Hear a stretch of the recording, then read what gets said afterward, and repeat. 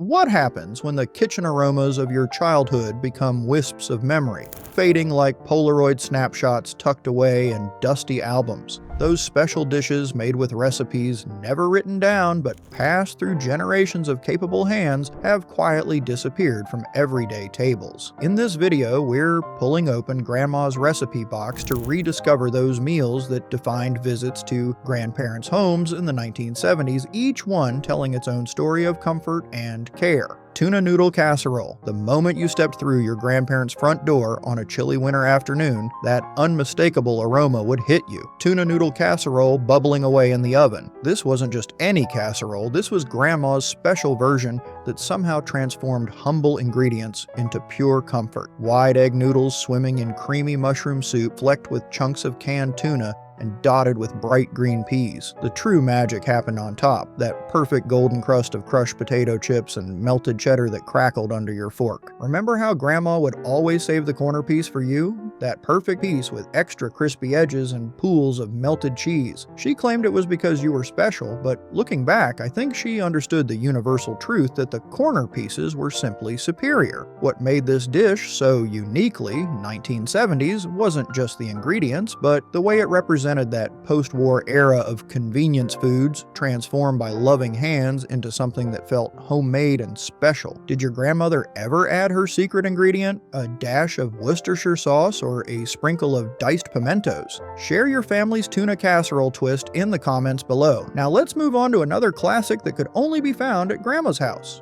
Salisbury steak with brown gravy. Nothing announced a special Sunday dinner at Grandma's quite like her Salisbury steak. Not the frozen dinner version that would later become a staple in bachelor refrigerators, but the real deal. Hand-formed patties of seasoned ground beef, swimming in a sea of rich, glistening brown gravy that seemed to have simmered for hours. Those oval patties, speckled with finely minced onions and maybe a touch of bell pepper, had crispy edges that gave way to tender, juicy centers. The gravy was the star of the show, so rich and silky that it transformed even the most ordinary side dish into something spectacular. Grandma would always make extra, knowing you'd want to create a gravy lake in your mashed potatoes or drench every bite of white bread in it. There was something about that gravy that no restaurant or modern recipe has ever managed to replicate. Perhaps it was the cast iron skillet that hadn't been washed with soap since the Eisenhower administration. Or maybe it was simply the patience of a generation that understood the importance of letting flavors develop slowly. If you could bring back just one dish from your childhood visits to Grandma's, would Salisbury steak make the list? Let us know in the comments, and don't forget to hit that subscribe button if you're enjoying this trip down memory lane.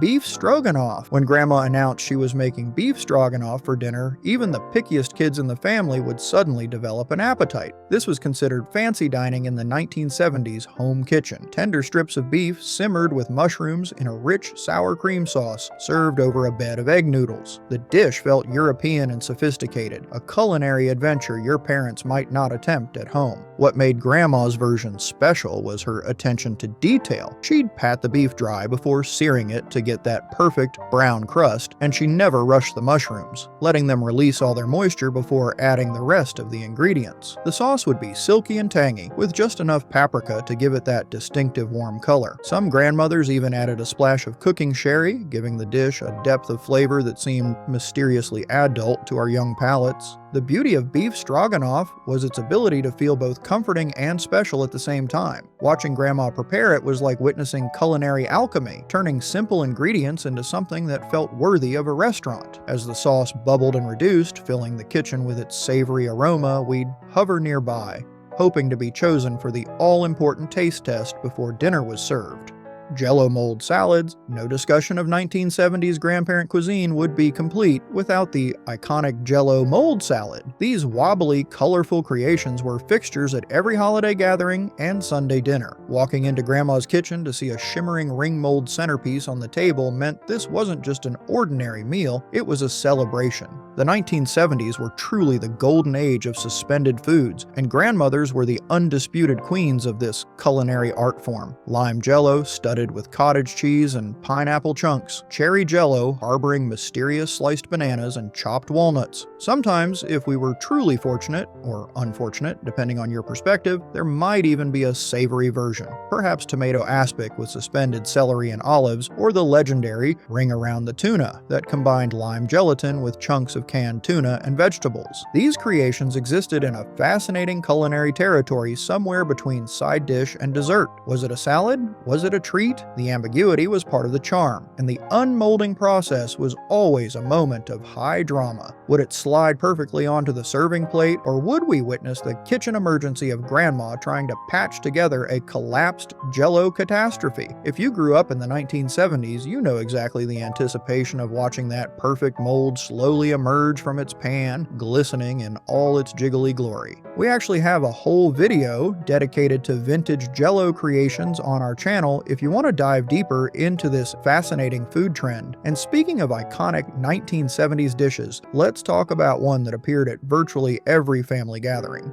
Chicken a la king. When Grandma wanted to transform leftover roast chicken into something that felt brand new and special, chicken a la king was her secret weapon. This creamy concoction featured tender chunks of chicken swimming in a velvety sauce, studded with colorful bell peppers, mushrooms, and sometimes pimentos for that distinctive 1970s touch of color. What made this dish so versatile was its serving options. Some grandmothers ladled it over toast points for an elegant presentation, while others preferred serving it atop fluffy white rice or buttery mashed potatoes. The more adventurous might even serve it inside delicate pastry shells, elevating leftover chicken to dinner party status. The sauce was what made this dish truly special, rich with butter and cream, with a touch of sherry if your grandmother was feeling particularly fancy. It managed to be both luxurious and comforting at the same time, a warm hug in food form. Children who might normally turn their noses up at mushrooms would happily devour them when bathed in this magical sauce. Chicken a la king was also a masterclass in Grandma's waste not, want not cooking philosophy. That Sunday roast chicken would provide dinner that day, chicken a la king the next, and finally the carcass would become soup. Nothing was wasted, and each transformation somehow felt special and new. Stuffed bell peppers. There was something almost magical about the moment Grandma would pull a tray of stuffed bell peppers from the oven. Those bright green vessels, their tops slightly charred, stuffed to overflowing with a savory mixture of ground beef, rice, tomato sauce, and her secret blend of spices. Each pepper was like an individual present, waiting to be unwrapped with your fork. Grandma's generation knew how to stretch ingredients during lean times, and stuffed peppers were a perfect example of this culinary wisdom. A relatively small amount of ground beef could feed the whole family when bulked up with rice and seasoned just right. The peppers themselves would soften in the oven until they were tender enough to cut with the side of a fork, their natural sweetness intensified by the roasting process. Every grandmother had her own special touch with this dish. Some added a sprinkle of cheese on top during the last few minutes of baking, creating a golden, bubbly crust. Others mixed in corn kernels or diced carrots for extra color and nutrition. And the sauce, some kept it simple with tomato sauce straight from the can, while others created a more complex sweet and sour sauce that would pool at the bottom of the baking dish, perfect for spooning over the peppers as they were served. If you had stuffed peppers at your grandparents' house, what was their special twist on this classic? Let us know in the comments below.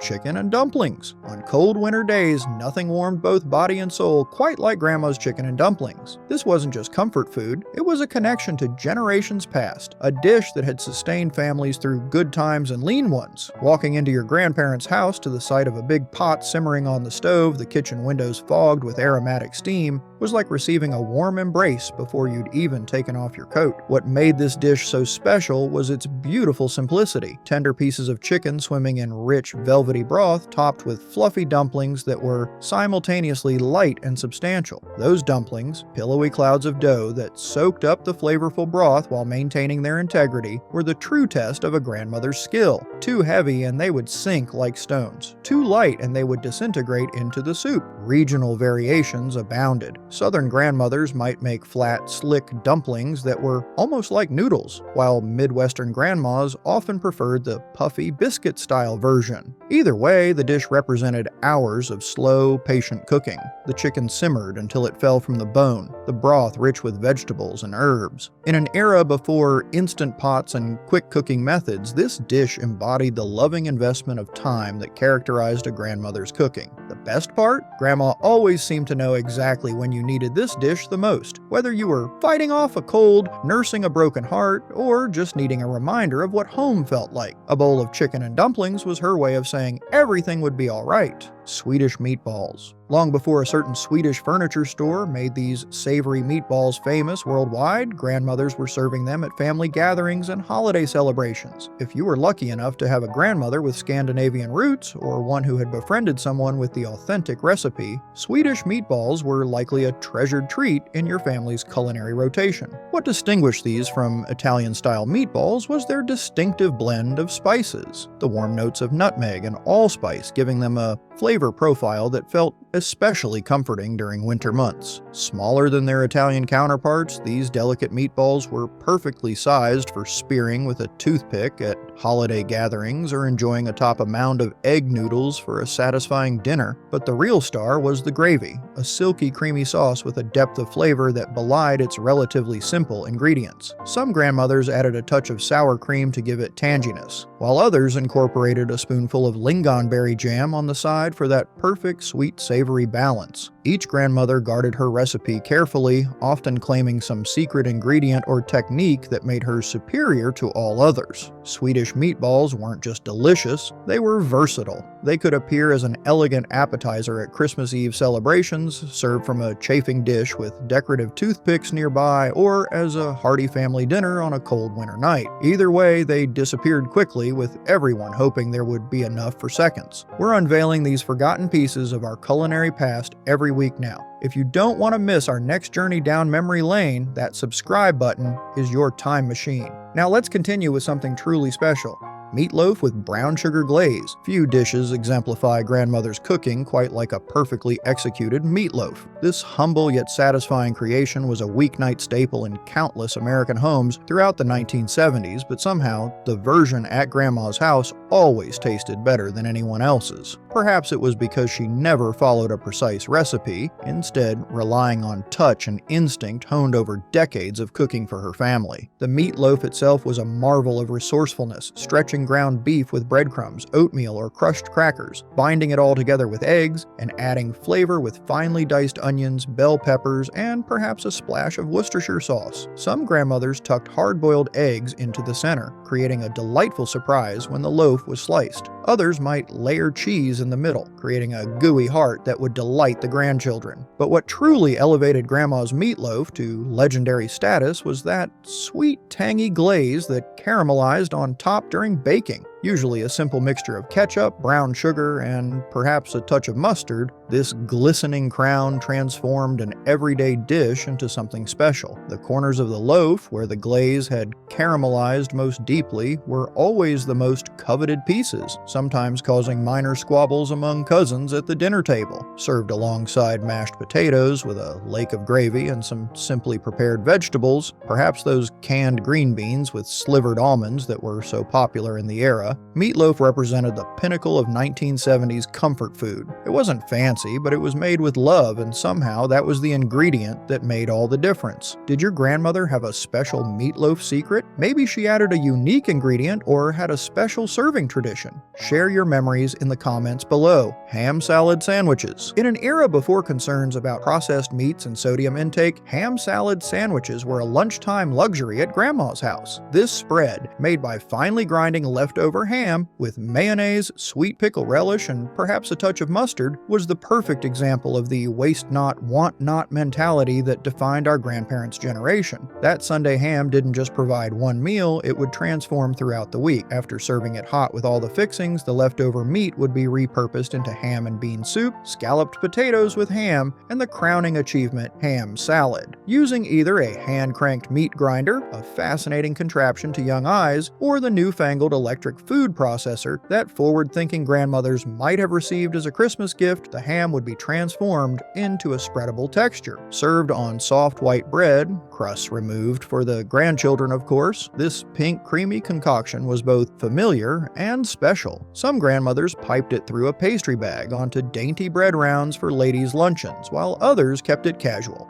dolloped generously between slices of sandwich bread and cut into triangles. Either way, it represented the ingenious repurposing that defined that generation's approach to cooking. Ham salad had virtually disappeared from modern tables by the 1990s. a casualty of changing tastes and dietary concerns. But for those who grew up in the 1970s, the mere mention of it can trigger a cascade of sensory memories. The slightly sweet taste, the distinctive pink color, and the knowledge that Grandma had made something delicious out of what others might have discarded. Porcupine meatballs. With a name that delighted children and a taste that satisfied everyone at the table, Porcupine meatballs were a clever creation that stretched ground beef to feed a crowd. These weren't just any meatballs, they had a secret ingredient that made them special: uncooked rice mixed right into the meat. As the meatballs simmered slowly in tomato sauce, the rice would absorb the liquid, cooked to tenderness, and poke out from the surface of the meatballs, creating the quills that gave this dish its whimsical name. Grandmothers knew that a single pound of ground beef could feed the whole family when mixed with rice, breadcrumbs, and plenty of seasonings. The tomato sauce, usually a simple combination of canned tomato soup diluted with a bit of water, would bubble gently as it softened the rice and infused the meatballs with flavor. Some grandmas added a pinch of brown sugar to cut the acidity, while others might include diced bell peppers or onions in the sauce for extra flavor and nutrition. This dish was also the perfect make-ahead meal. Grandma could prepare it early in the day and let it simmer slowly on the back burner while she attended to other tasks or entertained the grandchildren. By dinner time, the sauce had thickened to perfection, the rice was tender, and the meatballs had absorbed all those savory flavors. Served over mashed potatoes or buttered egg noodles, Porcupine meatballs embodied the creativity and resourcefulness that defined cooking in the 1970s. If you remember this dish from your childhood, give this video a thumbs up. And if you're enjoying these memories of Grandma's cooking, be sure to subscribe for more nostalgic food journeys. Liver and onions. Now here's a dish that divided families right down the middle. You either loved it or hated it. Liver and onions was a staple in many grandparents' homes in the 1970s, a holdover from an era when organ meats were valued for both their affordability and their nutritional content. While many children, and even some adults, would groan at the announcement that liver was on the menu, others would secretly look forward to this distinctive iron-rich meal. Grandmother's preparation was what made all the difference. The liver, usually thin slices of beef liver, would be soaked in milk to reduce its strong flavor, then dredged lightly in seasoned flour before being quickly pan-fried to prevent toughness. The real magic happened with the onions, sliced into rings and slowly caramelized until they were sweet and golden, creating the perfect complement to the liver's earthy intensity. This dish represented a generational divide in food preferences. Many grandparents had grown up in an era when nothing was wasted,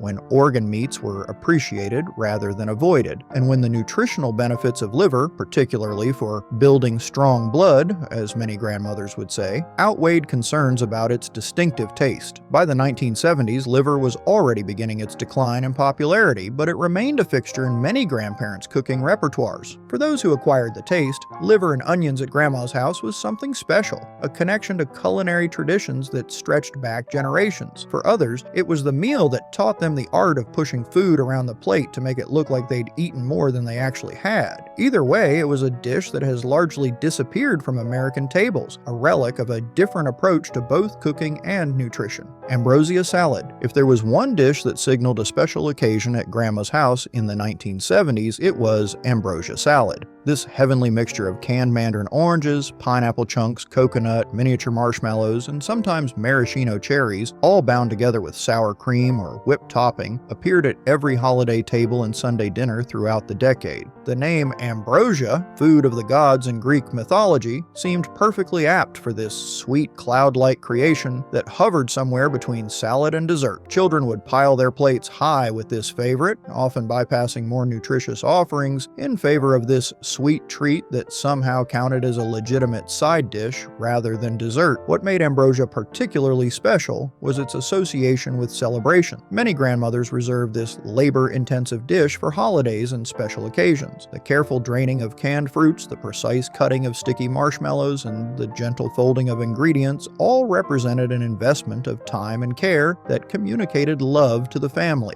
Regional and family variations abounded. Some added chopped pecans or walnuts for crunch. Others included sliced bananas or halved grapes. The binding agent might be sour cream, whipped cream, or the miracle of modern convenience, Cool Whip. Some families even incorporated their cultural heritage, with grannies adding a touch of spiced rum or a sprinkle of cinnamon to reflect Caribbean or Hispanic influences. Whatever the exact recipe, Ambrosia salad represented the height of 1970s festive food. Colorful, sweet, slightly exotic with its tropical ingredients, and utterly, indisputably special. Pot roast with vegetables. Sunday afternoons at Grandma's house often meant one thing: the rich, savory aroma of pot roast slowly cooking in the oven. This wasn't just a meal, it was an event, one that required hours of slow cooking and filled the home with an irresistible fragrance that drew family members to the kitchen long before dinner time. The ritual began early in the day, with Grandma selecting a well-marbled chuck roast, seasoning it simply with salt and pepper, then searing it until deep brown in her heavy cast-iron Dutch oven, a cooking vessel that might have been a wedding gift decades earlier. The meat would then nestle into a bed of roughly chopped onions, perhaps with a splash of Worcestershire sauce or a packet of onion soup mix for that distinctive 1970s flavor profile. What followed was pure culinary patience. Hours of slow cooking that transformed a tough cut of meat into something fork-tender and succulent. About an hour before serving, chunky carrots and potatoes would join the pot, absorbing the rich meat juices and developing a flavor far superior to any vegetable prepared separately. The moment of truth came when Grandma finally lifted the heavy lid, releasing a cloud of fragrant steam that fogged her glasses. The meat, now dark and falling apart at the touch of a fork, would be carefully transferred to a serving platter, surrounded by those perfectly tender vegetables. The remaining liquid in the pot would be transformed into gravy, often with a slurry of flour and water whisked in to create the perfect consistency for ladling over meat and mashed potatoes alike. Pot roast wasn't just delicious, it was economical, feeding a large family with relatively inexpensive ingredients, and it brought everyone together around the table for an unhurried Sunday meal. In an era before slow cookers became ubiquitous, this dish represented the loving investment of time that characterized a grandmother's approach to nourishing her family. Creamed chipped beef on toast. There was perhaps no dish more emblematic of the waste not, want not mentality of our grandparents' generation than creamed chipped beef on toast. Affectionately, or not so affectionately, known by a military nickname we can't mention in a family-friendly video, this simple creation transformed inexpensive dried beef into a filling, comforting meal that could feed many mouths on a slim budget. The dish itself was straightforward. Thin slices of dried beef, often from a jar, warmed in a creamy white sauce made from butter, flour, and milk, then served atop slices of toast. Some grandmothers added diced hard-boiled eggs or peas for extra substance, while others kept it simple.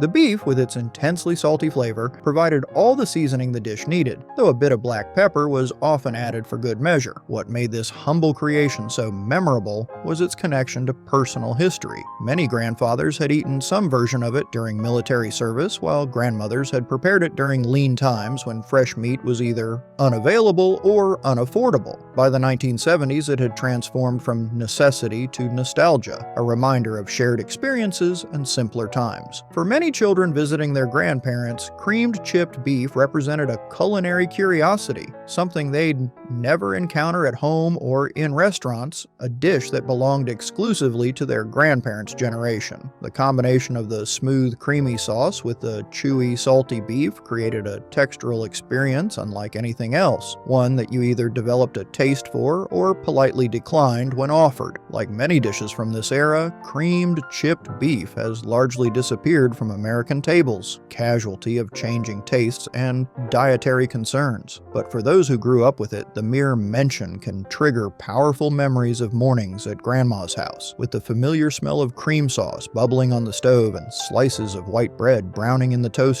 Macaroni and cheese casserole. While boxed macaroni and cheese might have been a staple in many 1970s households, at Grandma's house, this comfort food classic got the full homemade treatment. Her version wasn't just pasta with cheese sauce, it was a proper casserole, baked until bubbly around the edges with a golden crunchy top that was worth fighting your cousins for. What set Grandma's macaroni and cheese apart was her refusal to cut corners. The sauce began with a proper roux of butter and flour, to which she'd add milk and a combination of cheeses, usually cheddar for flavor, but perhaps American for smoothness, or a bit of Velveeta for that creamy texture that children particularly loved. The pasta, elbow macaroni of course, would be cooked just shy of al dente, knowing it would soften further as it baked in the creamy sauce. The finishing touches were what made this dish truly special. Some grandmothers topped their casserole with buttered breadcrumbs or crushed Ritz crackers for that essential textural contrast. Others might add a final layer of sliced cheese that would form a chewy brown crust during baking. A few even incorporated diced ham or crumbled bacon, transforming a side dish into a complete meal. This wasn't a quick weeknight dinner, it was a labor of love that required multiple steps and created a small mountain of dishes. But the result was worth every minute of preparation and cleanup. A dish that embodied the essence of grandmother's cooking. Simple ingredients transformed through care and attention into something that tasted of home and comfort. In an era before concerns about carbs and cholesterol dominated dining decisions, Grandma's macaroni and cheese represented pure, uncomplicated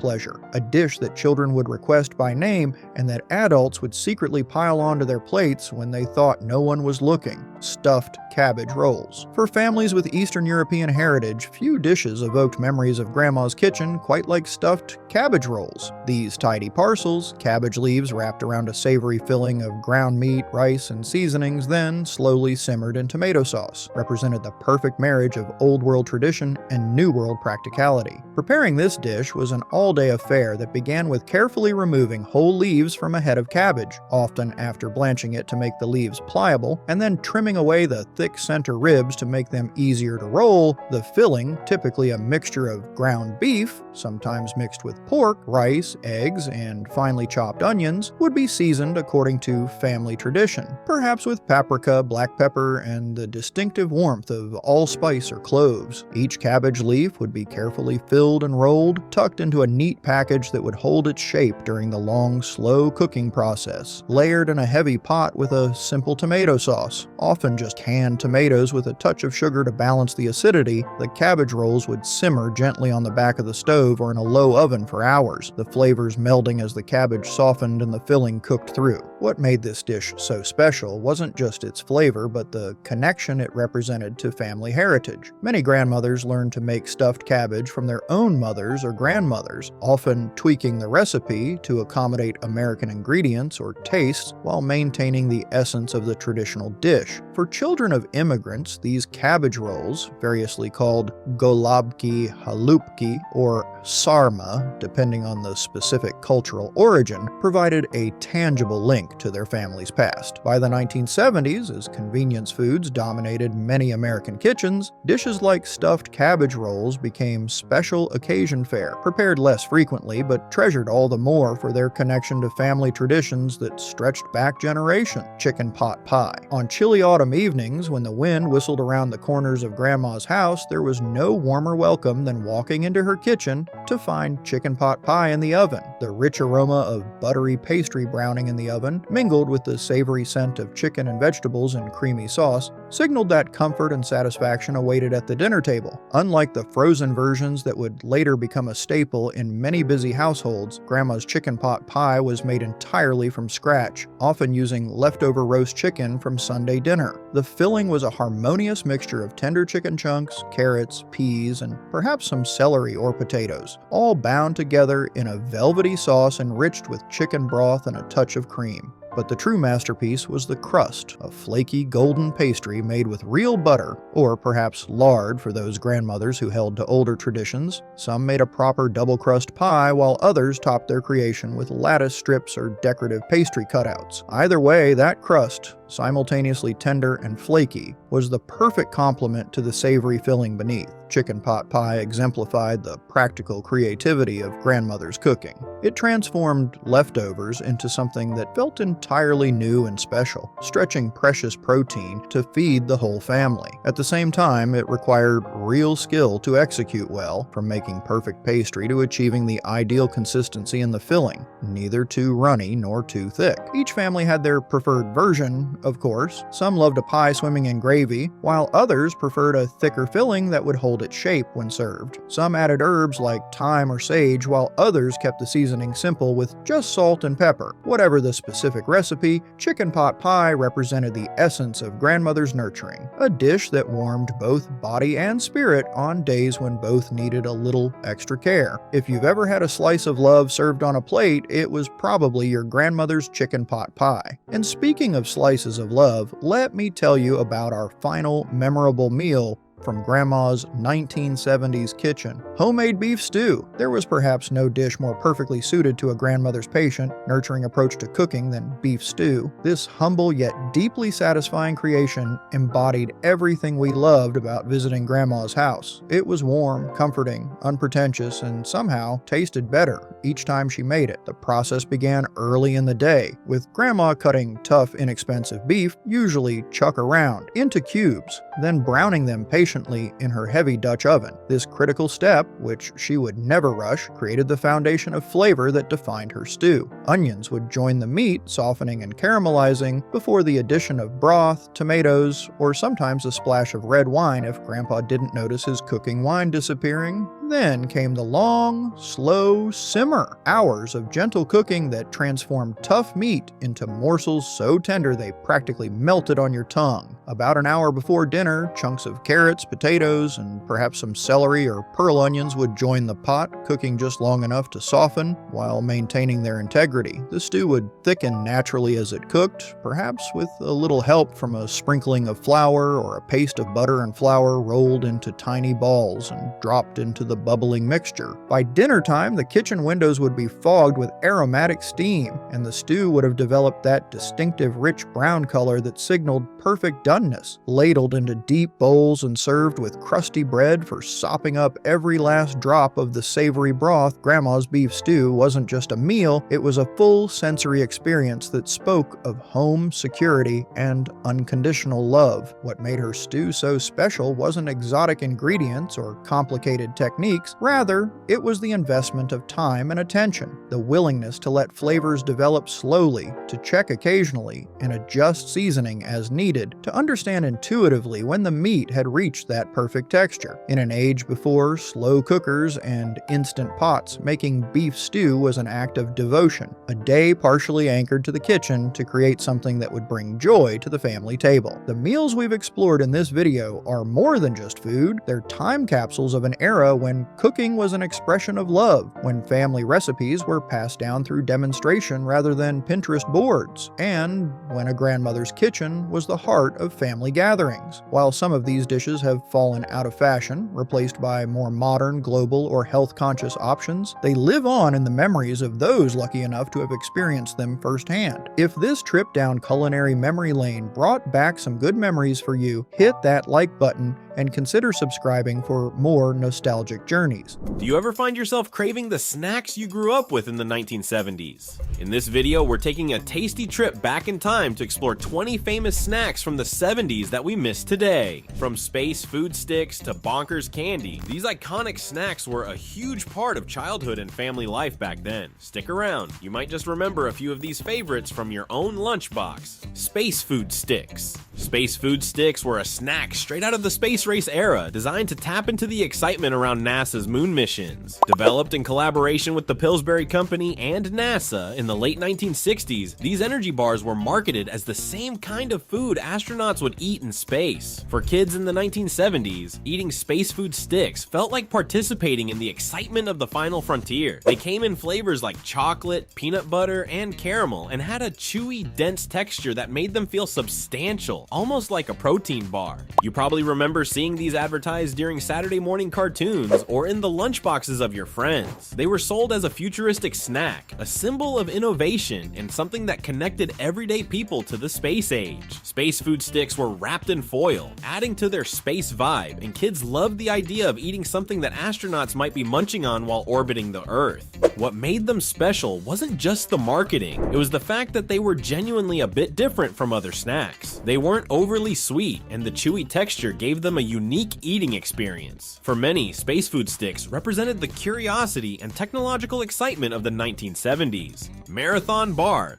The Marathon Bar was a chocolate lover's dream, and if you were a kid in the 1970s, you probably remember it well. This candy bar wasn't just about taste, it was about the experience. A full 8 inches long, it was known for its braided, chewy caramel center coated in rich milk chocolate. The length of the bar was a big part of its appeal, and it even came with a ruler on the packaging so you could see just how long it was. Marathon bars were perfect for kids who wanted to get the most bang for their buck. Because the caramel was so so chewy it took a while to eat, making it feel like you were getting a lot more candy compared to other bars on the market. It wasn't something you could just scarf down in one bite. It demanded time and attention. You likely recall it lasting through entire movies or long car rides, becoming almost a challenge to finish. It was also memorable because it stood out from other candy bars in its design, long, twisted, and unlike anything else on the shelf. The unique shape and extended eating experience made it a favorite, especially among those who loved caramel. While it was discontinued in the early 80s, the Marathon bar left a lasting impression on those who were lucky enough to enjoy it during its heyday.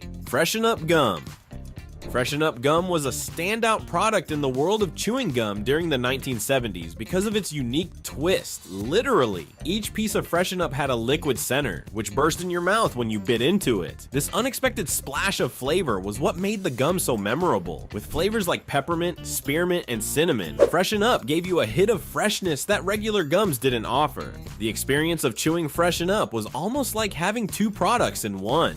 You'd start with a firm piece of gum, but as soon as you bit down, the liquid center would squirt out, giving you an instant rush of flavor. It was a surprise every time, and something that made it different from traditional gum, which only released its flavor slowly. You can probably still remember the sensation of that first bite, when the liquid would explode in your mouth. It was like a fun treat, both for the flavor and the experience. It was especially popular with kids and teens, because it felt more interactive than regular gum. While it might seem simple by today's standards, at the time, Freshen Up's liquid center was a novelty, offering something fresh, pun intended, in a crowded candy aisle. PB Max.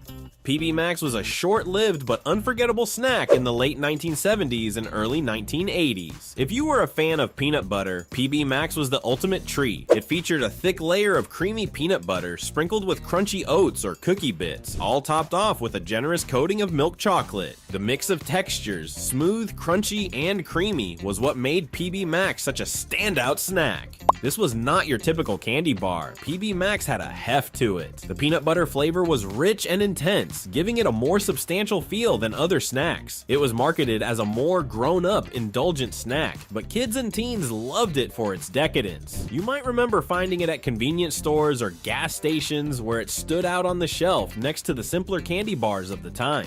PB Max was unique because it wasn't overly sweet. The peanut butter and oats gave it a savory edge, balancing out the sweetness of the chocolate. It wasn't just a snack you grabbed in a rush, it was something you savored. Though it didn't stay on the market for long, its rich flavor and satisfying texture still linger in the memories of those who were lucky enough to enjoy it. Chocolate cigarettes. Chocolate cigarettes were a popular treat in the 1970s, especially for kids who wanted to mimic adult behavior in a playful way. These candy sticks were designed to look like real cigarettes, with a thin layer of chocolate shaped like a cigarette and sometimes wrapped in paper with fake branding. The chocolate was sweet and smooth, providing the perfect little snack for kids on the go. You probably remember how fun it was to pretend to smoke them before eating the chocolate. It wasn't just about the taste, it was about the experience. Kids would hold them like real cigarettes, blow on them, and then eat them once they were done with the charade. For a time, they were seen as a fun and harmless treat, available at convenience stores, candy shops, and gas stations. In hindsight, the concept of chocolate cigarettes was controversial, and by today's standards, it seems strange to market a candy designed to mimic smoking. As awareness of smoking's dangers grew, these candies gradually disappeared from shelves. Still, for those who grew up in the 70s, chocolate cigarettes are a nostalgic reminder of a time when candy was tied to playful, imaginative experiences that, though questionable in retrospect, were part of a simpler era. Danish Go-Rounds. Danish Go-Rounds were an early version of the modern Pop-Tarts, but with a twist. These toaster pastries, introduced in the 1970s, were thinner and had a flaky, more pastry-like texture compared to their successors. Danish Go-Rounds came in a variety of fruit flavors such as strawberry, cinnamon, and apple, making them a quick and convenient breakfast or snack option. They were designed to be toasted, giving them a warm, crispy exterior with a sweet, gooey filling inside. You might remember grabbing a Danish Go-Round on rush school mornings or as an after-school snack. They were popular because of their ease of preparation. Just pop them in the toaster, and within minutes, you had a warm, sweet treat. The flaky pastry was different from other breakfast items at the time, and it felt like a bit of indulgence to enjoy something that was sweet, but also had a fancy pastry texture. Though Danish Go-Rounds paved the way for the wildly successful Pop-Tarts, they eventually disappeared from the market. Their more delicate structure made them prone to breaking, and as Pop-Tarts gained popularity for their durability and thicker frosting, Danish go-rounds faded into obscurity. However, for those who grew up eating them, their flaky texture and sweet filling remain a fond memory of simpler, delicious times. Hostess Chocodiles. Hostess Chocodiles were a unique twist on the iconic Twinkie, adding a chocolate coating that elevated the classic snack cake to new heights. Introduced in the 1970s, Chocodiles took the soft, cream-filled sponge cake everyone knew and loved and dipped it in a rich layer of chocolate, making it an even more indulgent treat. This combination of light, fluffy cake and smooth chocolate made it a favorite among those with a sweet tooth. You probably remember the thrill of finding a Chocodile in your lunchbox or grabbing one from the local convenience store. The chocolate coating added a new texture and richness, making the familiar Twinkie experience feel more special. The individually wrapped Chocodiles were easy to pack for snacks or lunch, and the mix of chocolate and creamy filling was irresistible to kids and adults alike. While Twinkies remained a household name, Chocodiles eventually became harder to find and were discontinued in many areas. Their limited availability has turned them into a nostalgic treat for those who remember them fondly, and though they've made brief comebacks, they've never regained the widespread popularity they had in the 1970s. For those lucky enough to have tasted them, Chocodiles remain a sweet memory of an era when Hostess snacks reigned supreme. Fizzies. Fizzies were a fizzy drink tablet popular in the 1960s and 70s, and for many kids, they offered a DIY soda experience at home. These colorful, flavored tablets were dropped into a glass of water, where they would fizz up and transform into a bubbly, sweet drink. Fizzies came in a variety of flavors, such as cherry, grape, orange, and root beer, making them an exciting and fun way to enjoy a soda-like beverage without needing to buy an actual soft drink. You might remember the fun of watching the tablet dissolve, creating a fizzy, colorful spectacle in your glass. For kids, it was like a science experiment you could drink, and the novelty of making your own soda at home was thrilling. They were often packed in lunchboxes or enjoyed after school, and their convenience made them a popular choice for parents looking for an easy, inexpensive treat. Fizzies eventually fell out of favor as prepackaged sodas and other sugary drinks became more accessible and popular. Concerns over artificial ingredients and the growing availability of canned sodas likely contributed to their decline. However, for those who grew up with fizzies, they remain a fun, nostalgic memory of a time when making your own fizzy drink at home was the height of excitement. Sugar Mama Caramels.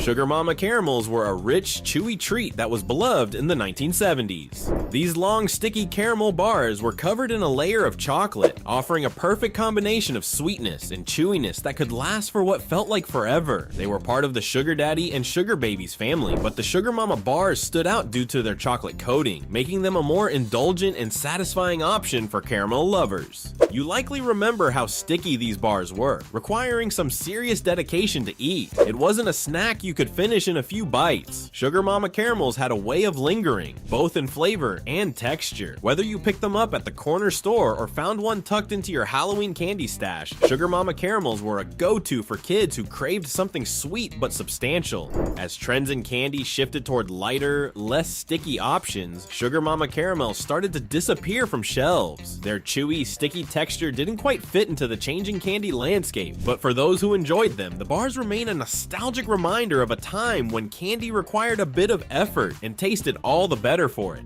Pizza Spins. Pizza Spins were a unique snack introduced in the early 1970s that combined the appeal of pizza with the convenience of a crunchy, bite-sized snack. Shaped like little spirals, Pizza Spins were coated with a savory blend of pizza-inspired seasonings, including tomato, cheese, and herbs. They quickly became a hit with kids and adults alike who loved the idea of eating pizza-flavored snacks without having to heat up an actual pizza. You might remember Pizza Spins as a perfect after-school snack or something fun to munch on during a Saturday movie marathon. The spirals had just the right amount of crunch, and the bold pizza flavor made them stand out from other snacks on the shelves. Whether you ate them straight from the bag or shared them with friends, Pizza Spins delivered a satisfying pizza-like experience without the mess. Despite their popularity, Pizza Spins were discontinued after just a few years on the market, leaving many fans craving their return. The distinct flavor and playful shape have turned Pizza Spins into a sought-after piece of snack nostalgia, with those who remember them wishing they could find that pizza flavor in a crunchy snack again. Kugel. Kugel was a quirky and memorable peanut butter spread introduced in the 1970s, offering a unique twist on the traditional peanut butter sandwich. What set Kugel apart was its variety of unusual flavors, including chocolate, banana, cinnamon, and vanilla. It wasn't just plain peanut butter, it was peanut butter with a fun, flavored spin that made sandwiches, snacks, and even spoonfuls out of the jar a lot more exciting. If you grew up in the 70s, you probably remember seeing the colorful Kugel jars on grocery store shelves, with its smiling mascot and catchy jingles on TV commercials. The combination of flavors made it a popular choice for kids who wanted something different in their lunchboxes. Whether it was a chocolate-flavored peanut butter sandwich or a banana peanut butter spread on toast, Kugel turned a basic snack into a flavor adventure. Kugel eventually disappeared from the market as consumer tastes shifted back to more traditional peanut butter flavors. Its short-lived existence makes it a nostalgic favorite for those who got to experience its unique, sweet twists on peanut butter. Even though it's no longer available, Kugel remains a fun reminder of the experimental snacks that defined the 1970s. Chalk-Aid. Chalk-Aid was one of the more peculiar snacks of the 1970s, designed to look like bandages but made entirely out of chocolate. These chocolate band-aids came individually wrapped in foil, mimicking real first aid supplies, which gave them a playful, almost mischievous appeal. For kids, Chalk-Aid wasn't just about enjoying a piece of chocolate, it was about the novelty of pretending to heal wounds with a tasty treat. You probably remember how fun it was to pull out a Chalk-Aid bandage and pretend you were patching yourself up before biting into it. The chocolate itself was simple and sweet, but the experience of eating candy shaped like something completely unexpected made it memorable. It was the kind of snack you might have found at the local candy store or tucked into a lunchbox, sparking smiles and a bit of silliness. Though Chalk-Aid didn't stick around for long, its playful concept made it a standout snack during its time. Today it's remembered as one of those uniquely 70s creations that combined humor with a sweet treat, making it more than just candy. It was an experience that tapped into the imagination of kids. Boppers. Boppers were a delicious and unique snack from the late 1970s that quickly gained a loyal following. These round treats featured a creamy peanut butter center mixed with crunchy cookie bits, all covered in a layer of smooth chocolate. Boppers stood out because they weren't quite a candy bar or a cookie. They were a satisfying combination of both, offering a crunchy, chewy snack experience that hit all the right notes. If you were lucky enough to enjoy Boppers, you likely remember the excitement of biting through the chocolate shell into the rich peanut butter center. The mix of textures was a big part of the appeal, and the size made it a perfect snack for school lunches or after-school treats. Boppers were different from most snacks at the time, offering a more indulgent, dessert-like experience in a convenient bite-sized format. Despite their popularity, Boppers were discontinued relatively quickly, making them one of those forgotten treasures from the 1970s snack aisle. Fans who remember them often compare their rich flavor and unique texture to more modern snacks like Reese's or PB Max, but for those who enjoyed Boppers, nothing quite compares to the original. Amazin' Raisin. Amazin' Raisin was a unique candy from the 1970s that took the classic raisin and added a fun, flavorful twist. Each Amazin' Raisin was coated in a sweet, flavored candy shell, turning a simple raisin into a fruity, chewy treat. The flavors ranged from orange and lemon to cherry and grape, giving a burst of fruity flavor that balanced out the natural sweetness of the raisin. It was marketed as a healthier alternative to traditional candy, but with all the fun of sugary treats. You probably remember Amazin' Raisins as a go-to snack for kids who wanted something fruity but weren't reaching for regular candy. The candy coating made them feel like a treat, while the raisin inside added a bit of wholesomeness, making it a snack parents didn't mind packing in lunchboxes. They were small, portable, and fun to eat, offering a mix of chewy and sweet that made them stand out from other snacks. Although Amazin' Raisin didn't stick around for long, its blend of fruit and candy made it a memorable snack for those who tried it. For fans, it's a nostalgic reminder of the creative and experimental candies of the 1970s, when even something as simple as a raisin could be turned into a fun, flavor-packed treat. Bonkers Candy. Bonkers Candy was a wildly popular treat in the 1970s and 80s that left a lasting impression on those who grew up enjoying it. This candy stood out for its unique dual-layer structure, a fruity, chewy outer shell with an even fruitier, softer filling inside. Bonkers came in a variety of bold flavors, including grape, strawberry, and watermelon, and the combination of textures made every bite an explosion of flavor. What really made Bonkers memorable were the fun and quirky commercials that often featured characters characters literally being bonked over by the intense flavor of the candy. These playful ads made Bonkers a hit with kids, turning it into one of the must-have snacks during recess or after school. You probably remember the satisfying chew and that juicy, fruity burst when you bit into the candy, making it a delicious and fun experience every time. Despite its popularity, Bonkers eventually disappeared from store shelves, leaving many candy lovers wondering why such a beloved treat was discontinued. Though it's made brief comebacks over the years, the original Bonkers remains a nostalgic favorite for those who miss its bold flavors and playful vibe. Giggles Cookies. Giggles Cookies were a playful snack from the 1970s and early 80s that brought smiles to kids' faces, literally. These sandwich cookies had a distinctive feature, two smiling faces stamped into the top of each cookie. Inside, they were filled with both chocolate and vanilla cream, making them a tasty treat that combined the best of both worlds. The combination of the creamy filling and the crunchy cookie shell made Giggles a favorite during snack time. You likely remember the fun of seeing those smiling faces staring back at you before you took that first bite. The lighthearted design and dual-flavored cream gave these cookies a unique edge compared to other sandwich cookies of the time, like Oreos. Giggles cookies were especially popular in lunchboxes, offering a fun and delicious dessert to enjoy after a meal or as an after-school treat. Despite their popularity, Giggles cookies eventually vanished from store shelves, leaving many snack lovers wishing for their return. Their fun design and delightful mix of chocolate and vanilla cream have made them a nostalgic memory for those who grew up enjoying them, symbolizing the playful, carefree snacking culture of the 70s and 80s. Wacky Wafers. Wacky Wafers were a beloved candy from the 1970s, known for their oversized, colorful appearance and bold, fruity flavors. Each wafer was about the size of a quarter and came in flavors like watermelon, banana, orange, green apple, and strawberry. Packaged in long, clear wrappers, Wacky Wafers were as fun to look at as they were to eat, offering a crunchy, sweet treat with every bite. If you grew up with Wacky Wafers, you probably remember the excitement of choosing which flavor to try first. The wafers had a distinctive crunch, and their vibrant colors made them stand out on store shelves. Wacky Wafers were often a go-to candy for movie theaters or road trips, providing a long-lasting, satisfying snack that was easy to share with friends. Although Wacky Wafers disappeared from stores for many years, their memorable flavors and crunchy texture left a lasting impression. Fans of this iconic candy fondly remember the experience of biting into one of the large wafers and the burst of tangy, fruity flavor that followed. For those who enjoyed them, Wacky Wafers remain a sweet symbol of carefree childhood days. Whistles.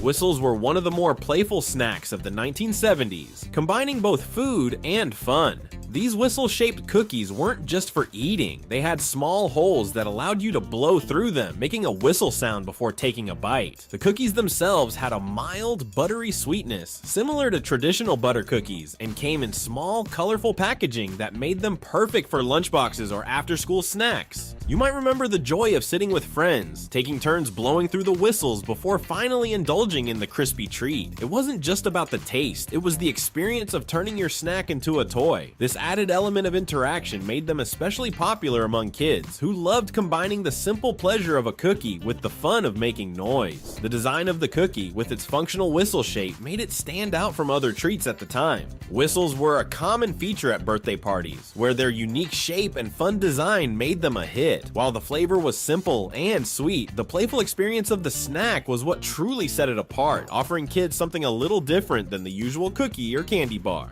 Crazy Cow cereal.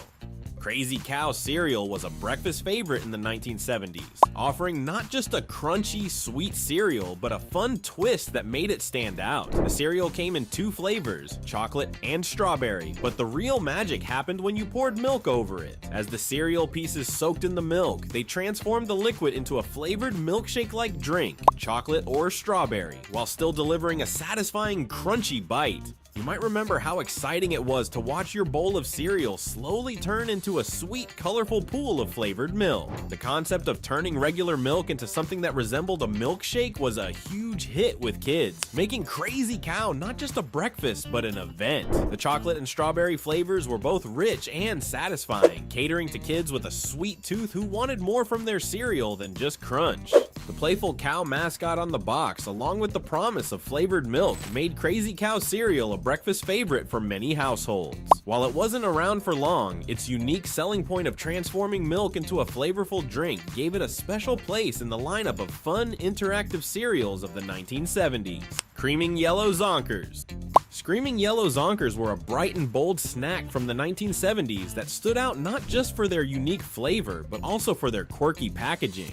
These sweet, buttery popcorn pieces were coated in a thin layer of sugary glaze, giving them a light crunch with each bite. What really set Screaming Yellow Zonkers apart, however, was the clever, humorous copy on the box, which often included jokes, riddles, and offbeat humor that appealed to both kids and adults. You might remember tearing into a box of Screaming Yellow Zonkers and enjoying the airy, sweet popcorn while reading the fun and strange messages printed on the packaging. The popcorn itself had a subtle, caramel-like flavor that wasn't overly sweet, making it easy to eat an entire box in one sitting. It was a snack that balanced flavor with a bit of irreverence, turning snack time into a playful experience. Screaming Yellow Zonkers were marketed as a fun alternative to other popcorn snacks like Cracker Jack, with a focus on creativity and fun. Their bright yellow color and catchy name made them hard to forget, and the combination of clever marketing and tasty popcorn made them a popular snack during their time. That wraps up our list of 20 famous snacks from the 1970s that we all miss. From space food sticks to Crazy Cow cereals, these snacks defined an era of fun and creativity in the food world. Do you remember any of these, or is there a favorite that we left out? Let us know in the comments below. 20 classic foods from the 1970s we want back. These were the bold flavors and creative snacks that defined the 70s. Think the gooey delight of a chocodile, the magic of Jello 1, 2, 3, or a bowl of freaky cereal with its quirky monsters. These classics brought joy to lunchboxes and dinner tables before fading away. Let's revisit the flavors that made growing up in the 70s unforgettable. Chocodiles. Imagine a Twinkie. Now cover it in chocolate. That's a chocodile, and yes, it was as good as it sounds. If you were a kid in the 70s, you probably remember the thrill of finding a chocodile in your lunchbox or grabbing one at the local store. It was the ultimate snack upgrade, the classic cream-filled Twinkie, but this time dipped in a thick coat of rich chocolate. It took what was already an iconic treat and turned it into something even more indulgent. Chocodiles were the brainchild of Hostess, and they quickly earned a cult following. They were a little shorter and denser than regular Twinkies, but no one cared. The combination of fluffy cake, sweet cream, and chocolate coating made every bite worth savoring. The ads even played up the fun, featuring a cartoon crocodile mascot who proudly claimed it takes a while to eat a chocodile. But here's the catch. Chocodiles weren't always easy to find. For years, they were primarily sold on the West Coast, which made them feel like a rare treasure for kids elsewhere in the country. If you lived on the East Coast and someone's older cousin brought a box back from California, it was like hitting the snack jackpot. Eventually, Hostess pulled chocodiles from shelves, leaving fans heartbroken. Sure, they've made some limited time comebacks, but ask anyone who had an original chocodile in the 70s, and they'll tell you, nothing compares to that first bite of chocolate-covered nostalgia. Would you take a Twinkie over a chocodile today? I didn't think so. Funny Face Drink Mix. Move over Kool-Aid Man. Funny Face was the drink mix that made us laugh before we even took a sip. In the 70s, drink mixes were a big deal, but if you wanted something a little more playful and a lot more colorful, Funny Face Drink Mix was the way to go. Released by Pillsbury, Funny Face stood out because it wasn't just about flavor, it was about personality. Each flavor came with its own goofy cartoon character, and kids couldn't get enough of them. Do you remember Goofy Grape, Freckle Face Strawberry, or Choo Choo Cherry? These weren't just drinks, they were friends you could invite to the kitchen table. Each packet promised sugar-free fun, though early versions didn't hold back on artificial sweeteners. Funny Face was marketed directly to kids, and it worked like a charm. The commercials were lighthearted and silly, with the characters often popping up in playful skits. Kids loved picking their favorite flavor, and parents loved the fact that it was cheaper than soda. But Funny Face also had its controversies. Early names like Chinese Cherry and Injun Orange were eventually changed due to growing sensitivity about stereotypes. By the late 70s, Funny Face had lost some of its steam, and competitors like Kool-Aid became the reigning kings of drink mixes. Still, for kids of the 70s, Funny Face was more than just a beverage. It was a fun and quirky part of growing up. Do you still remember mixing up a pitcher and picking your favorite flavor? If so, you're not alone. Pizza Spins. Before pizza-flavored snacks were everywhere, there were Pizza Spins, a crunchy, bite-sized snack that brought the taste of pizza straight to your fingertips. Released by General Mills in the late 60s and booming in the 70s, Pizza Spins quickly became a hit with kids and adults alike. What made Pizza Spins special? They were shaped like little spinning wheels, which gave them a fun, playful look, but the real magic was the flavor, a perfect blend of tomato, cheese, and spices that genuinely tasted like a slice of pizza. You'd open a bag, take one handful, and suddenly half the bag was gone. They were that addictive. General Mills went all out with the marketing, running commercials that made Pizza Spins feel like the ultimate snack for cool kids. They weren't chips, they weren't crackers, they were something entirely their own, a bold snack with a bold flavor. Sadly, Pizza Spins disappeared by the mid-70s. Some say it was because they were overshadowed by other snacks like Doritos. Others believe it was simply ahead of its time. Whatever the reason, fans still talk about them today, often wondering why no one has brought them back. Could you imagine seeing a bag of Pizza Spins at your local grocery store today? It's hard not to smile at the thought. For snack lovers of the 70s, Pizza Spins were a bite-sized slice of heaven, the Marathon Bar.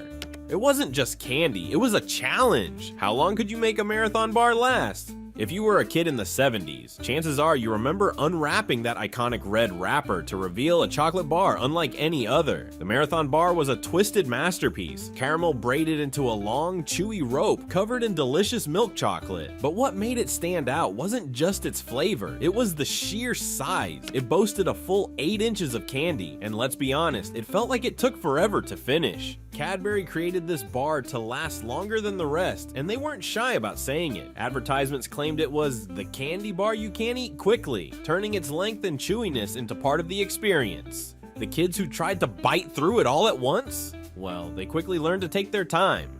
The bar even had a ruler printed on the back of the wrapper, so you could measure it. Proof it really was 8 inches long. Whether you were sharing with friends or trying to make it last through a double feature at the movies, the Marathon Bar wasn't just candy, it was a mission. Sadly, this chewy classic was discontinued in 1981. Fans still reminisce about the challenge of chewing through it while savoring every caramel-filled bite. Wouldn't you give anything to unwrap one again today? Banana Flip. If you're craving a taste of the 70s, nothing hits the mark like the banana flip. This wasn't your average snack cake, it was a giant golden sponge cake shaped like a half moon and stuffed with a creamy banana-flavored filling that was sweet, smooth, and oh so satisfying. The bigger is better mindset of the 70s made the banana flip a lunchtime superstar. Packaged individually, these cakes were almost the size of your hand, making them feel like a special treat you couldn't wait to open. It wasn't just food, it was a moment of pure joy in every bite. Banana-flavored desserts were a big deal in the 70s, and the banana flip perfectly captured that trend. Whether you grabbed one from a gas station snack rack or pulled one out of your school lunchbox, it always hit the spot. Hostess and other brands hopped on the banana-flavored train, but the flip stood out for its perfect balance of cake and filling. Unfortunately, banana flips disappeared as snack cake trends changed. Some claim it's impossible to recreate that original flavor today. But here's a question: if you closed your eyes and took a bite of a banana flip right now, would it taste exactly like your childhood? Baron von Redberry. Who needs superheroes when you've got a cereal box pilot named Baron von Redberry? Cereal in the 1970s wasn't just breakfast, it was entertainment, and for a brief moment, Baron von Redberry was the star of the show. Released by General Mills, this fruit-flavored cereal was the perfect mix of sweet, crunchy, and fun. What made it stand out was its mascot, a cartoonish red pilot complete with a one-style flying helmet who brought the cereal to life with his bold personality. Baron von Redberry wasn't flying solo either. He had a rival, Sir Grapefellow, who offered a grape-flavored version of the cereal. The two cereal pilots would go head-to-head in TV commercials, battling for kids' breakfast loyalty. With its bright red color and sugary flavor, Baron von Redberry hit that sweet spot kids loved. It wasn't about nutrition back then, it was about fun at the breakfast table. The commercials, pure 70s magic, animated skits filled with adventure, humor, and over-the-top rivalries. Sadly, both Baron von Redberry and Sir Grapefellow took their last flights not long after launching. By the mid-70s, they were gone, but ask anyone who enjoyed a bowl of Baron von Redberry and they'll tell you the cereal may have disappeared, disappeared, but the memories of that quirky pilot live on. Would you pick Baron von Redberry over today's cereals if he made a comeback? Freaky cereal. Breakfast in the 70s wasn't just about eating, it was about collecting, imagining, and sometimes obsessing. Enter Freaky's cereal, a brainchild of Ralston Purina. This wasn't just cereal, it was an experience brought to life by 7 quirky little monsters who instantly stole kids' hearts. The cereal itself was simple, sweetened, crunchy corn puffs that stuck to your teeth just enough to make brushing mandatory afterward. But the real stars were the Freakies. Boss Moss, Snorkeldorf, Grumble, Goody Goody, Cow Mumble, Ham Hose, and Gargle. Each character had a distinct personality, which made eating Freakies more like hanging out with your weirdest, most colorful friends. Commercials were pure Saturday morning magic. They showed the Freakies living in the Freakies tree, where the cereal mysteriously appeared. Something kids believed in just as much as they believed in Santa. Add to that collectible Freakies toys, stickers, and magnets, and this cereal became more than breakfast. It became a must-have obsession. Freakies didn't last long past the mid-70s, but those who ate it remember every bite, every character, and every box. And here's a fun fact, they tried to bring it back in the 80s, but without that 70s charm, it just didn't stick. Do you still remember which Freaky was your favorite? For many kids, it wasn't about the cereal at all. It was about the feeling of being part of their crazy, colorful world. Jello 1, 2, 3. 1 box, 3 layers, pure magic. Jello 1, 2, 3 made dessert feel like a science experiment. In a decade where everything felt futuristic, Jello 1, 2, 3 gave us a dessert that looked like it belonged in a spaceship cafeteria. Released by the Jello brand, this instant dessert was nothing short of a miracle. You'd mix it up, pour it into a glass, and as it set, it magically separated into 3 layers. A creamy mousse on top, a lighter middle layer, and the classic Jello gelatin at the bottom. Well, it was part science, part magic, and 100% nostalgic. Kids were fascinated watching the layers form. Parents loved how easy it was. Just mix, pour, and voila, you had a dessert that looked far more impressive than the effort required. It felt special, almost fancy, and it became a go-to for dinner parties, potlucks, and holiday tables. What made Jello 1, 2, 3 truly iconic was its versatility. You could find it in all the classic Jello flavors, cherry, lime, orange, and even jazz it up with whipped cream or fruit on top. Some families made it a tradition, serving it in elegant glass cups that looked straight out of a 70s Better Homes and Gardens spread. Sadly, Jello 1, 2, 3 disappeared by the mid-90s, leaving behind a trail of bittersweet nostalgia.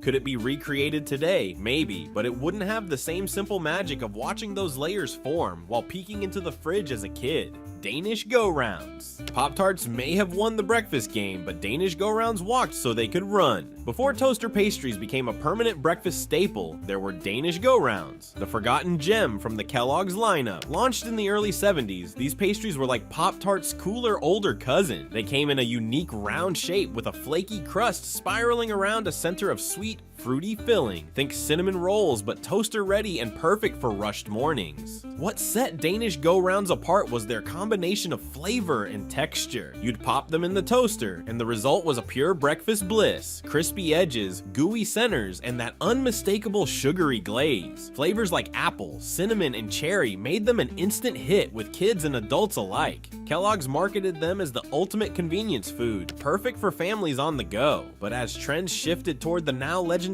Pop-Tarts, Danish go-rounds quietly disappeared from shelves. Later, Kellogg's tried reintroducing them as Danish rings, but they couldn't recapture the magic of the original. If you were lucky enough to taste a Danish go-round, you probably remember how it felt pulling one out of the toaster, hot, fragrant, and impossible to resist. It's the kind of breakfast treat that reminds us of simpler times when mornings weren't so rushed and every bite felt like a little reward. Would a comeback dethrone Pop-Tarts? Who knows, but for those who grew up on Danish go-rounds, nothing else will ever compare. Space food sticks. Who didn't want to eat like an astronaut? Space food sticks made us feel like we were part of NASA's coolest missions. The 70s were all about the space age. From Tang to Star Trek, everyone had their eyes on the stars, but nothing brought space travel closer to Earth than space food sticks. Created by Pillsbury in collaboration with NASA, these chewy little snack sticks were inspired by the real food astronauts ate during their missions. And for kids, that was about as cool as it got. Space food sticks were small, cylindrical bars that came in flavors like chocolate, peanut butter, and caramel. They weren't flashy, but they had this futuristic appeal. feel like you were eating something straight out of a rocket ship. The packaging even featured space-inspired designs, making it feel like you were getting a taste of the future. What made them so beloved was their versatility. They were marketed as the perfect on-the-go snack, portable, mess-free, and packed with enough energy to power you through a long school day or an afternoon of play. Parents appreciated that they seemed healthy enough, even if we now know they were mostly sugar, while kids just thought it was fun to eat astronaut food. By the late 70s, space food sticks started disappearing as trends shifted, but their legacy lives on as one of the most memorable snacks of the decade. For a generation that dreamed of exploring space, they weren't just food, they were a bite-sized adventure. Would you give anything to take one last bite and feel like you were headed to the moon? Snackmate cheese. Cheese in a can? In the 70s, Snackmate made us feel like anything was possible. If you grew up in the 70s, there's no way you forgot the simple joy of Snackmate cheese, the original spray cheese in a can. Long before it became a punchline, Snackmate was a revolutionary product. Released by Kraft, it let you squirt creamy, cheesy goodness directly onto crackers, celery sticks, or, let's be honest, straight into your mouth.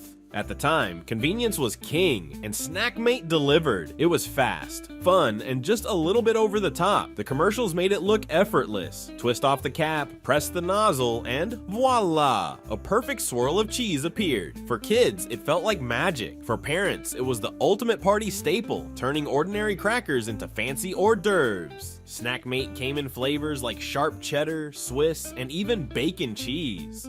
And while we might look back and cringe at the idea of cheese coming out of an aerosol can, back then it was a symbol of the modern kitchen. Easy, mess-free, and fun to use. While spray cheese still exists today, it doesn't hold the same charm. Snackmate was unique because it captured the spirit of the 70s, innovation, convenience, and a little bit of indulgence. If you close your eyes, you can probably still hear the pfft sound as the cheese swirled out perfectly onto a Ritz cracker. Wouldn't you love to relive that first spray and snack moment? Crazy Cow cereal. A cereal that turned milk into chocolate or strawberry. Crazy Cow was every kid's dream breakfast. In the 70s, breakfast wasn't just about eating, it was about having fun. And Crazy Cow cereal made mornings magical. Released by General Mills, this colorful cereal came in two irresistible flavors, chocolate and strawberry. But here's the twist. As you ate, it transformed your milk into a delicious, flavored treat.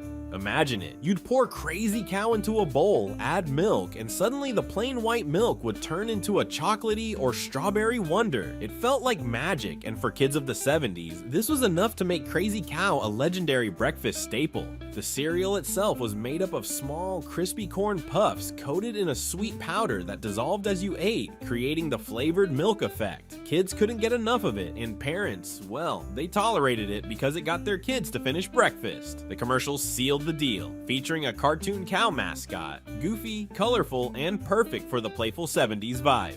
Unfortunately, Crazy Cow disappeared before the decade ended. Some say it was because the coating didn't hold up well, while others claim it was overshadowed by competitors. Either way, fans still reminisce about swirling their spoons through chocolate or strawberry milk, savoring every last drop. Wouldn't you love to pour a bowl of Crazy Cow today just to see that milk change one more time? Doodad Snack Mix. Before Chex Mix became a household name, there were doodads, a snack mix you couldn't put down. If you were snacking in the 70s, chances are you had your hands on a box of doodads. Released by Nabisco, doodads were the ultimate snack mix, a blend of cheese crackers, pretzel sticks, peanuts, and toasted cereal pieces, all coated in a light, savory seasoning. It was the kind of snack that made you say, just one more handful, until the box was mysteriously empty. The name alone, Doodads, made it fun and memorable. It sounded like a snack that didn't take itself too seriously, which was perfect for the laid-back vibe of the 70s. Whether you grabbed a handful while watching TV or poured a bowl for a family game night, Doodads became the snack of choice for kids and adults alike. Nabisco marketed Doodads as the perfect party mix, and they weren't wrong. The combination of textures and flavors made it irresistible. Each bite was different, sometimes salty, sometimes crunchy, always delicious. delicious. Sadly, doodads were discontinued, and though other snack mixes have tried to take their place, none have quite captured the same magic. For those who grew up with doodads, they weren't just a snack, they were a crunchy, salty piece of the 70s. Can you imagine bringing a box of doodads to a party today? It would be gone in minutes, just like the good old days. Muggle lunch. The 70s gave us quirky foods, but Muggle lunch took things to a whole new level. While most kids' meals in the 70s were sandwiches or canned soups, Muggle lunch was something completely different. A frozen, pre-packaged meal designed specifically for kids, Muggle lunch promised to make lunchtime fun, easy, and just a little bit magical. Each box contained a compartmentalized meal, think Salisbury steak, mashed potatoes, or spaghetti, and came with a colorful, kid-friendly design that made it feel like an event. It was as if the frozen TV dinners of the 50s got a kid-focused makeover for the new generation. But here's the thing, Muggle lunch wasn't just about convenience. It was part of the growing trend of independent eating. Kids felt grown up popping their own meals in the oven or microwave, a novelty in the 70s, and then eating them straight from the tray. It wasn't fancy, but it was fun, and that's what mattered. The name Muggle lunch may have faded into history, but for kids of the 70s, it was a small thrill, something they could call their own. Today, we look back and smile at how simple meals like these became such a big deal. What was your go-to frozen meal as a kid? If you had a Muggle lunch, you know the joy of sitting down, peeling back the foil, and digging into a meal that felt made just for you. Tuna twist. Dinner and a snap? In the 70s, tuna twist turned a simple can of tuna into something special. If you grew up in the 70s, you know that tuna salad was practically a food group. But when moms needed a little help jazzing up that humble can of tuna, tuna twist was there to save the day. Released by General Mills, tuna twist was a dry seasoning mix that promised to transform plain tuna into a flavorful, family-pleasing dish. Each box of tuna twists came with a packet of herbs, spices, and other seasonings, which you'd mix right into your tuna with a bit of mayo. Flavors like cheesy, tangy Italian, and zesty onion gave tuna salad a much-needed upgrade, turning it from blah to wow in minutes. For busy moms, it was a lifesaver. For kids, it was a way to make tuna sandwiches just a little more exciting. General Mills marketed tuna twist as a dinner shortcut, a quick way to put a meal on the table without much effort. The commercials showed smiling families enjoying their twisted tuna dishes, while the jingle promised to put a twist in your tuna tonight. It was the kind of product that made 70s kitchens feel modern and efficient. By the end of the decade, though, tuna twist disappeared. Changing tastes and the rise of other convenience foods pushed it off the shelves. But for those who remember it, tuna twist was more than a seasoning mix. It was a little sprinkle of 70s nostalgia. Have you ever wondered what tuna salad would taste like with a twist today? Swanson TV dinners. The 70s were all about convenience, and nothing was more convenient than a Swanson TV dinner. Picture this. It's Friday night in the 70s. You're in your pajamas, sitting in front of the family TV, and there's a Swanson TV dinner on a folding tray in front of you. Salisbury steak, mashed potatoes, peas, and a brownie, all perfectly separated in that iconic foil tray. If this was your childhood, you weren't alone. Swanson's TV dinners were revolutionary when they first hit shelves, but by the 70s, they were a household staple. These frozen meals were designed for the modern family, easy to prepare, no dishes to clean, and perfect for enjoying in front of the television. For kids, they felt like a special treat. For parents, they were a lifesaver after a long day. The options seemed endless. Salisbury steak, turkey with stuffing, fried chicken, and meatloaf were just a few of the classics. And let's not forget the desserts. That tiny square of chocolate cake or fruit cobbler in the corner was always the first thing we'd check for when peeling back the foil. The magic of Swanson TV dinners was that they weren't just food, they were part of the TV culture that defined the 70s. Families gathered around their sets to watch shows like The Brady Bunch or Happy Days, trays in hand, making it a full evening event. Swanson TV dinners are still around today, but they've changed. Gone are the foil trays and that unmistakable retro charm. Wouldn't you love to go back and experience one of those nights again? Just the sound of peeling back that foil would take you straight to 1975. Reggie Bar. When a candy bar is named after a baseball legend, you know it's going to be a hit. Literally. If you were a baseball baseball fan in the 70s, there was one candy bar that stood above the rest, the Reggie Bar, named after Reggie Jackson, the superstar slugger of the New York Yankees. This candy wasn't just a snack, it was a symbol of the era when sports and pop culture collided like never before. Released in 1978 by the Curtis Candy Company, the Reggie Bar combined rich milk chocolate, crunchy peanuts, and gooey caramel into a circular shape that resembled a baseball. The slogan was simple and memorable. When you bite into it, it tastes like a candy bar. That's right, the ads didn't overcomplicate things because they didn't have to.